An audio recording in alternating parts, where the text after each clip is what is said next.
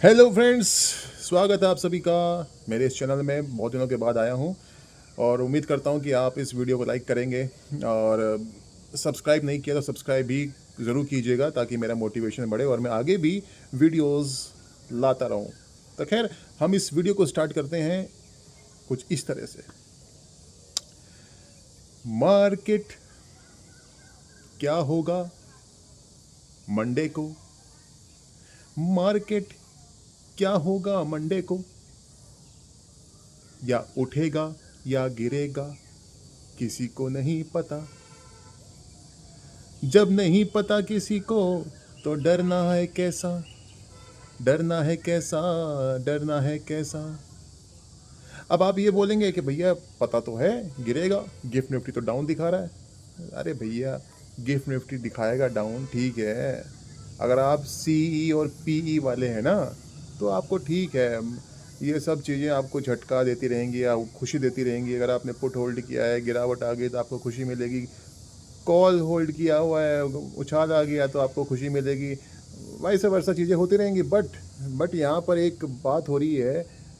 अगर आप एक स्ट्रक्चर वाइज बात करें कि अगर आपको इन्वेस्टमेंट करना है या आपने एक पोजीशन ले रखी है, कोई लॉन्ग पोजीशन ले रखी है, तो उसका स्टॉप लॉस क्या रहेगा और उसका टारगेट क्या रहेगा, तो भैया उसके हिसाब से आप सोचते हैं। कभी कभी ये तो आपने आज दिया कल बेच दिया, वो तो चलता रहता है, वो that's a different thing. But हम बात करेंगे कि निफ्टी क्या कर सकता है। निफ्टी के हिसाब से एक सेंटिमेंट्स तय होते हैं कि निफ्टी अगर इतना गिरा है तो आगे स्टॉक्स में पोजीशंस कैसी रखनी चाहिए, होल्ड करें या बेच दें, वाइस वर्सा।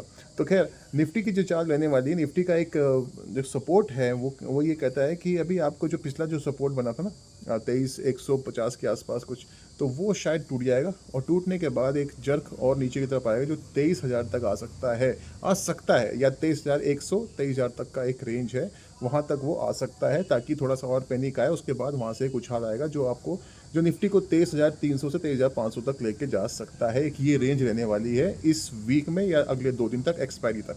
तो ये मान के चल सकते हैं। देखिए, ये तो ऑप्शंस के हिसाब से आप अपनी पोजीशंस बनाएंगे, लेकिन अगर आपने कोई स्टॉक लेके रखा हुआ है तो उसमें क्या कर सकते हैं। देखिए, स्टॉक्स के अलग अलग स्ट्रक्चर्स हैं। अगर आपने नोटिस किया होगा तो इस मार्केट में स्टॉक्स अलग तरीके से रिएक्ट कर रहे हैं और निफ्टी अलग तरीके से रिएक्ट कर रहा है। यानी कि अगर आपके पास मिड कैप के स्टॉक्स है तो मिड कैप तो अच्छा है, मिड कैप तो अपर लेवल पे ही कंसोलिडेट कर रहे हैं, यानी कि एक रेजिस्टेंस के पास कंसोलिडेट कर रहे हैं। अब या तो वो सेंटिमेंट्स जो थोड़े से भी मंडे को थोड़ा सा ख़राब हो सकते हैं कुछ समय के लिए, तो हो सकता है उसके चलते वहाँ से थोड़ा सा ड्रॉप आए, उसके बाद फिर वो रिकवरी आ जाए।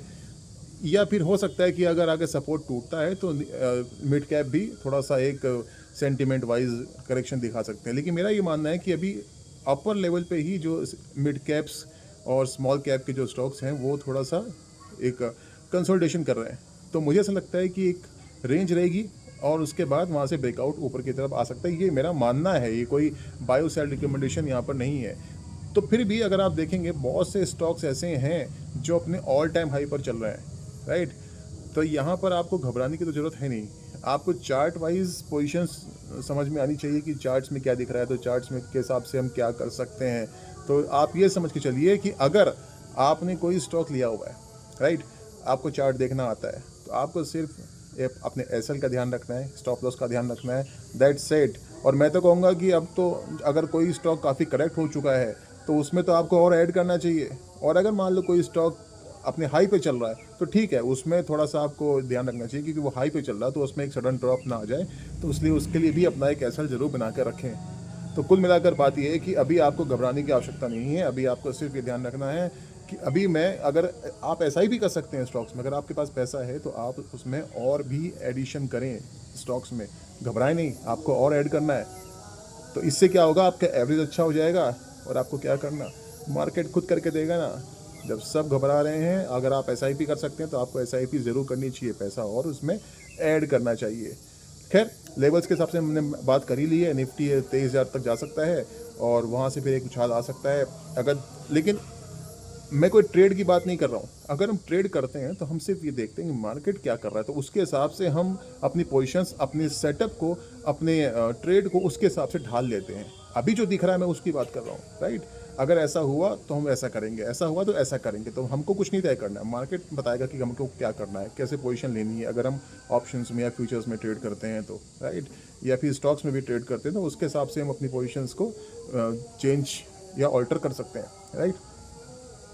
तो अभी यहाँ पर एक बात करते हैं हम इसकी कि ऐसा मैं क्यों कह रहा हूँ कि यहाँ से उछाल आ सकता है। शायद ऐसा हो कि अभी देखिए जंग तो बहुत पहले चल रही है, क्रूड में उछाल आया, क्रूड ड्रॉप भी हुआ। अब क्रूड क्या हो रहा है, ड्रॉप मार रहा है, इसमें ऐसा स्ट्रक्चर फॉर्म हो रहा है जो कि अभी 93 के आसपास क्लोजिंग हुई है क्रूड की, $93 पे।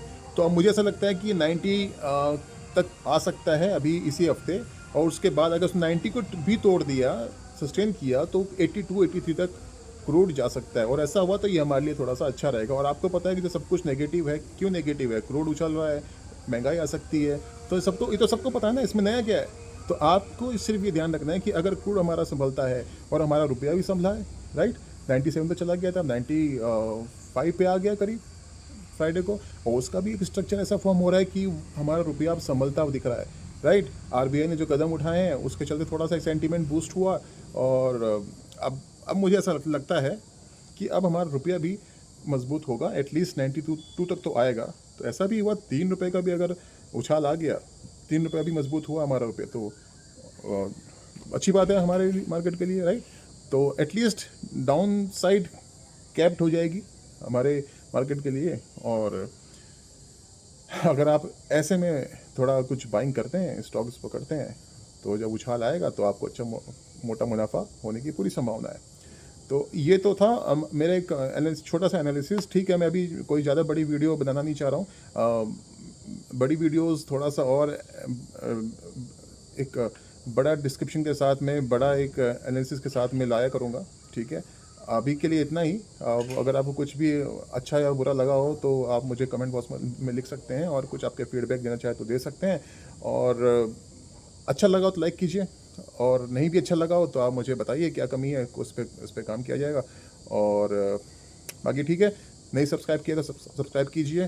फिर मिलूंगा नई वीडियो में, अपना ख्याल रखिए।